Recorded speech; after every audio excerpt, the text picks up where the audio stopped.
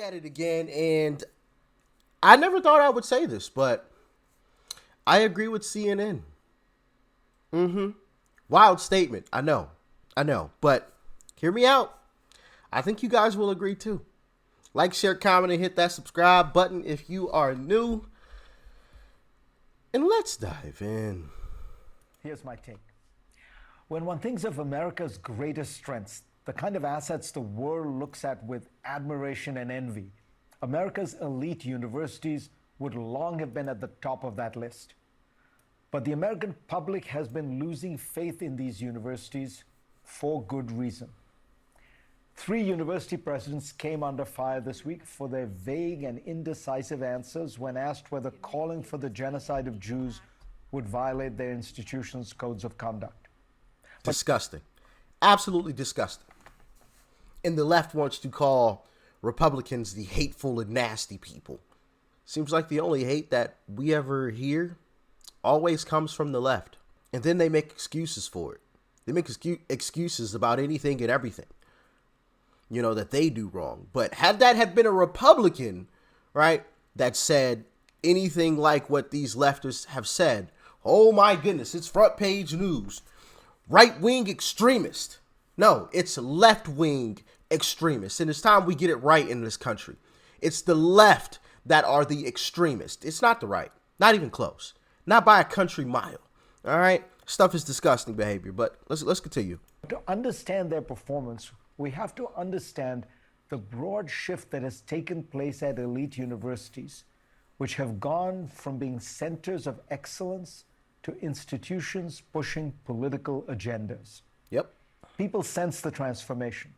As Paul Tough has pointed out, the share of young adults who said a college degree was very important fell from 74% in 2013 to just 41% in 2019. Good. Universities should become extinct. I mean, what's the point of college at this point? And, even Elon Musk, now it's Elon Musk, but he had made a statement that said inside his companies, he's noticed a decline in, knowledge amongst college graduates. College universities aren't a place of learning anymore, in my humble opinion. They're essentially daycares for adults. It's kind of weird. We're going to coddle you and keep you away from, ideas you don't like and speech you don't like. And we're going to let you throw temper tantrums, whenever we do something that you disagree with or somebody does something that you disagree with. We'll let you throw temper tantrums and we'll make excuses for you. And that is absolutely wild to me. And the cost of college has gone up exponentially. It's absolutely insane these days. The sheer price of college. I mean, it is crazy. College should not be that expensive. But you know why it is expensive? At least why I think it's that expensive. It's because of all of these diversity, equity, and inclusion people that they have to now have on the payroll. Right? President of diversity. What does diversity have to do with college? You're here to learn. People can get degrees in diversity now. Like, it is such a waste. Such a waste. It's literally a scam these days. Literally a scam. In 2018, 61% of those polled said higher education was headed in the wrong direction, and only 38% felt it was on the right track. In 2016, 70% of America's high school graduates were headed for college. Now that number is 62%. This souring on higher education makes America an outlier among all advanced nations. American universities have been neglecting a core focus on excellence in order to pursue a variety of agendas, many of them clustered around diversity and inclusion. It started with the best of intentions. Colleges wanted to make sure young people of all backgrounds had access to higher education and felt comfortable on campus. But those good intentions have morphed into a dogmatic ideology and turned these universities into places where the pervasive goals are political and social engineering, not academic merit. Facts. As the evidence produced for the recent Supreme Court case on affirmative action showed, universities have systematically downplayed merit-based criteria for admissions in favor of racial quotas. Some universities' response to this ruling seems to be that they will go further down this path, eliminating the requirement for any standardized tests like the SAT. That move would allow them to then take students with little reference to objective criteria.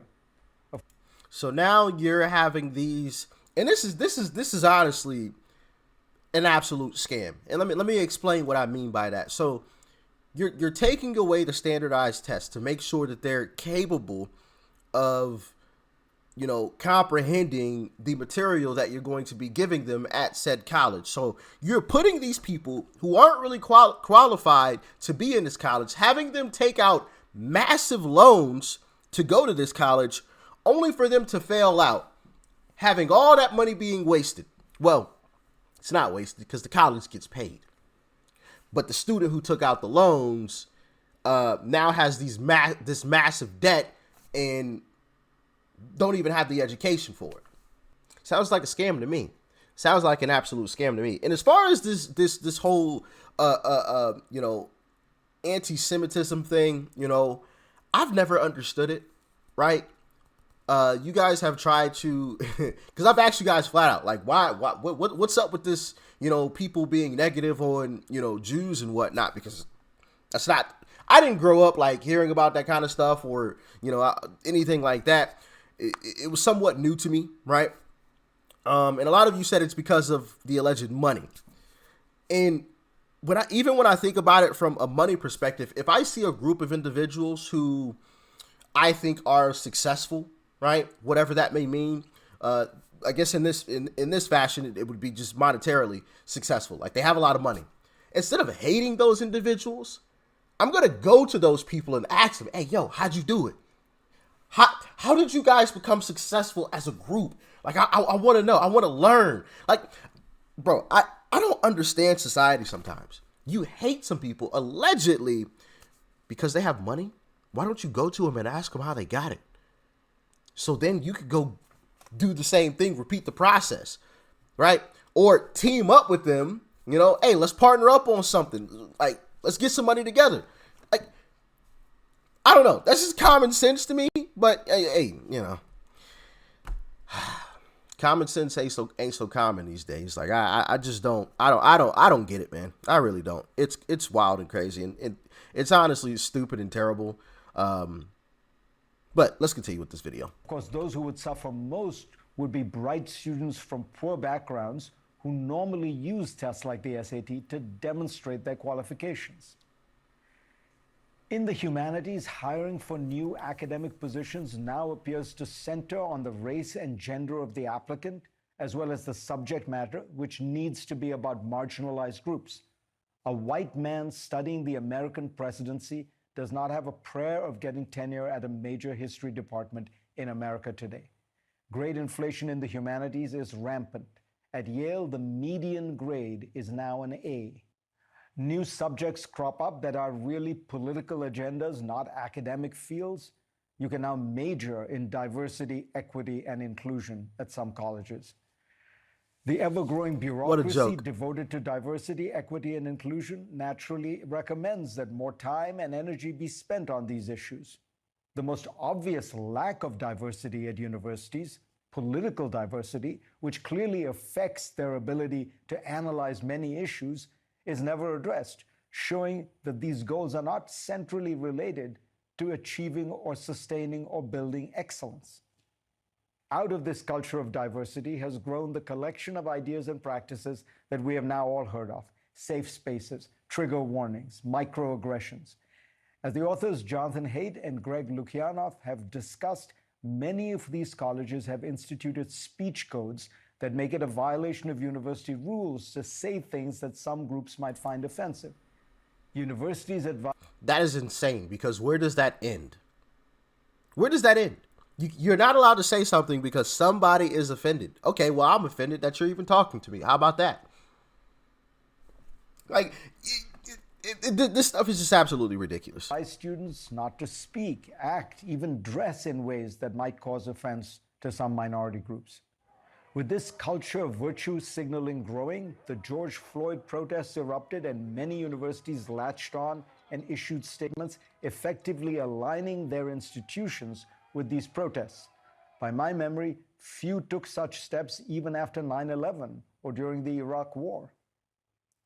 In this context, it is understandable that Jewish groups would wonder, why do safe spaces, microaggressions, and hate speech not apply to us?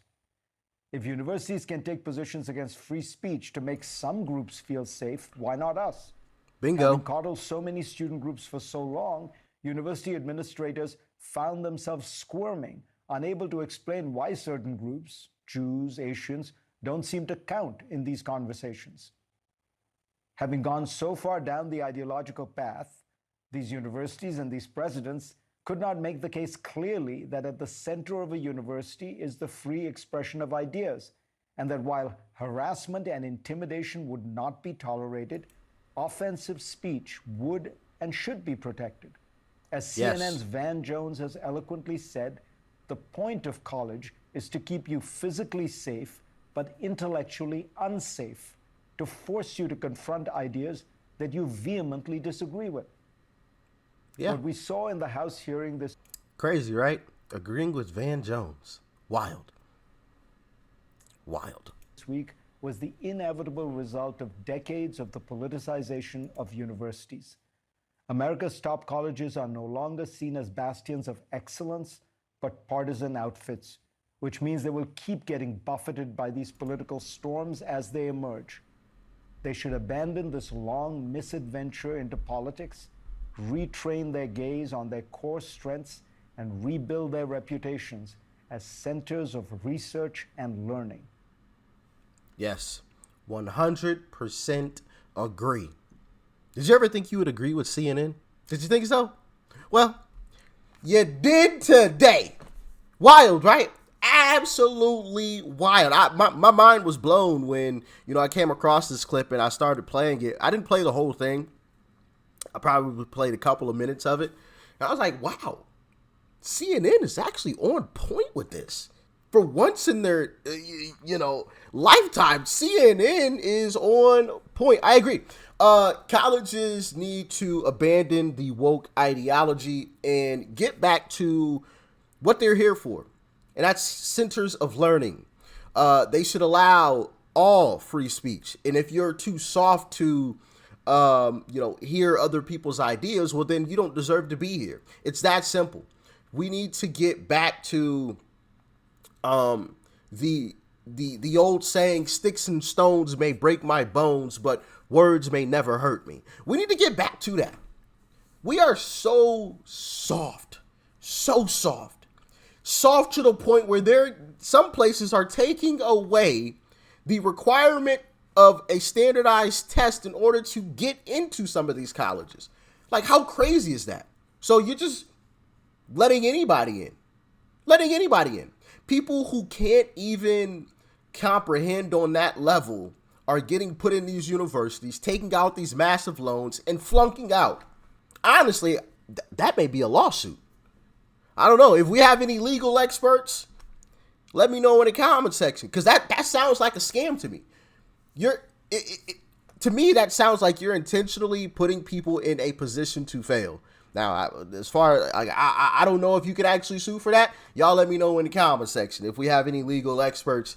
In today's world, that definitely sounds like something you can sue over. Okay, but all seriousness, we need to get back to when people were able to debate ideas on college campuses, where, Republicans and Democrats were welcomed on college campuses, and we had open debates. Like, I honestly, and I said this before, like, I would love to have debates being a national pastime, right? Like, debates on national television like we have sports. I would love it. Could you imagine, seeing, I don't know, Byron Donalds debating AOC on national television? Could you imagine?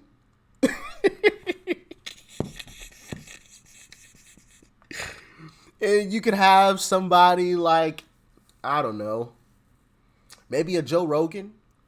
I feel like he's somewhat middle ground and would be somewhat fair, you know. And he has a lot of eyeballs, so that would be a bonus. You know, he has a large audience, so I think that would be real interesting.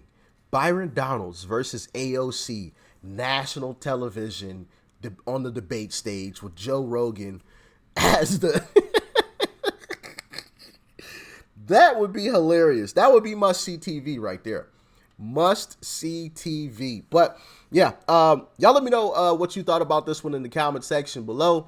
Like, share, comment. Hit that subscribe button before you go. Peace and love. I'm out.